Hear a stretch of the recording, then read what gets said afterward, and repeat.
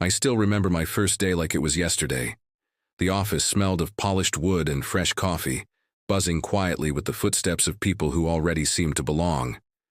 And there he was, Quan Chi, my supervisor. Calm, confident, and somehow magnetic. I tried to focus on my paperwork, my orientation, anything but him. But even from across the room, he had a way of making the air feel charged. At first, it was just fleeting glances, a polite smile when our paths crossed, a kind word when I asked a question. I told myself it was harmless, professional even. But there was something in the way he looked at me, something unspoken, that made my heart skip. I had to remind myself he had a life, a family, a world I couldn't be a part of. Days turned into weeks, and each day I found myself noticing him more.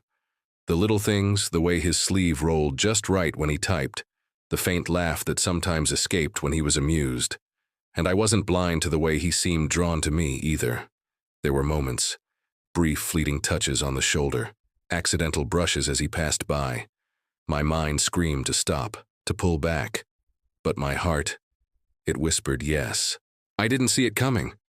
One late afternoon, reviewing reports together, he leaned over, and before I could register it, his lips were on mine. Shock, panic. My entire body froze. I pulled back immediately, my chest heaving, my mind spinning. What? What was that? I whispered, more to myself than him. He looked as stunned as I felt, eyes wide, caught between desire and guilt. After that moment, I tried to disappear, to be invisible. Days turned into a week, and I avoided his gaze, hid behind my desk, buried myself in tasks. I couldn't let this happen. I couldn't let myself fall for him. But the harder I tried to avoid him, the more I realized I couldn't. Every time our eyes met, my resolve crumbled just a little more. And then it happened again.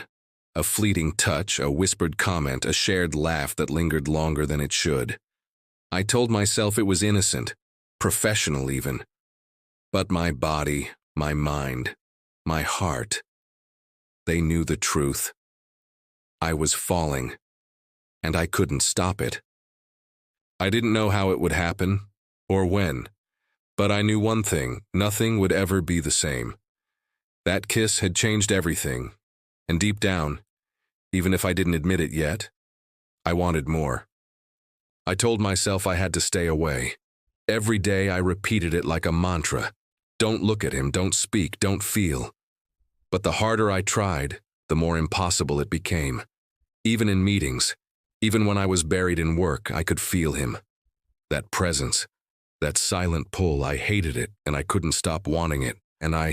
For days I became a ghost in the office. I avoided his office, kept my eyes down, smiled politely but quickly, pretending I didn't notice him. But Quan Chi, he didn't stop.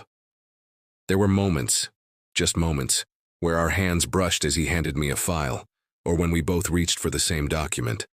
My heart would hammer like it had a mind of its own, betraying me with every small touch. One evening I stayed late, trying to finish reports before anyone noticed. The office was quiet, almost empty. And there he was, leaning against the doorway, watching me. His gaze wasn't harsh or angry. It was soft, almost intimate, and it made my chest ache. I wanted to tell him to leave, but my legs wouldn't move. My mind was screaming, but my body, it was betraying me. He stepped closer, slowly, as if testing the line he knew he shouldn't cross. And then he whispered, almost to himself, "Ava, I can't stop thinking about you." My breath caught. My heart raced. Everything inside me wanted to tell him the same thing, to confess the impossible truth. But I couldn't. I shouldn't. And yet, I did. It was brief. A touch on my hand, a lingering glance, a shared smile that said more than words ever could. For the first time I realized this wasn't just an attraction. It was something deeper, something dangerous, something I couldn't ignore. And though I tried, I couldn't go back to pretending I didn't feel it. Rumors began to swirl. A colleague's side glance, a whisper in the break room. I could feel the disapproval pressing on me like invisible hands. And my family. I dreaded telling them, knew they wouldn't understand. How could they? He was married, I was an intern, and yet my heart refused to obey reason, fused. Despite everything, we found moments. Brief encounters in empty hallways, quiet lunches, quick texts that meant more than they should. Every stolen moment made the world feel smaller, more intense. Every secret smile, every shared glance bound us closer together. And I knew I was falling deeper and deeper into something I shouldn't. But I couldn't stop. And yet, every heartbeat, every longing glance carried the weight of what we couldn't have. My desire, his loyalty to his family, the whispers of the world around us. It all threatened to tear us apart. And still, when I thought I could resist, I found myself leaning in, wanting more. More than I should ever allow. Eventually, resisting him became impossible. One quiet evening, after everyone had left the office, we found ourselves alone again. The air between us was electric, heavy with longing and guilt. I knew what I wanted, even if it was wrong. And for the first time, I let myself feel it fully. We leaned in, our lips meeting in a slow, tentative kiss that spoke of months of suppressed desire.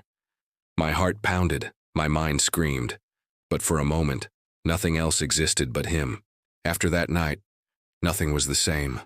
We became careful, cautious, pretending to be nothing more than colleagues during the day. But in stolen moments, in whispered texts, in lingering touches, we were lovers, hidden from the world.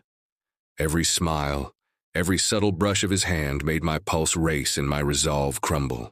Each stolen moment was electric. A brush of his hand on my back, a whisper in my ear, the way he looked at me across a room. It was intoxicating. I knew the world would never approve, but in those moments, I didn't care. I was his, and he was mine. Secretly, dangerously, beautifully ours. But every kiss carried a weight. Every moment of closeness reminded me that he had a life beyond me. I felt guilt gnawing at me. Love wrapped in the bitter sweetness of impossibility. Sometimes I wondered if it was selfish to feel happiness in something that hurt so many others. And yet, I couldn't stop, I wouldn't stop. At work we were colleagues, professional, controlled. But outside the office we were free. Free to love, to long, to steal moments that the world would never approve. We became experts in secrecy, and the tension only made our connection stronger. Every glance, every touch, every word whispered in the quiet corners of the office or over late-night calls felt like a promise of love that could never be fully seen, but completely felt. I knew our love would always live in shadows hidden from everyone else, but in those shadows it was ours, forbidden, complicated, and imperfect, but ours.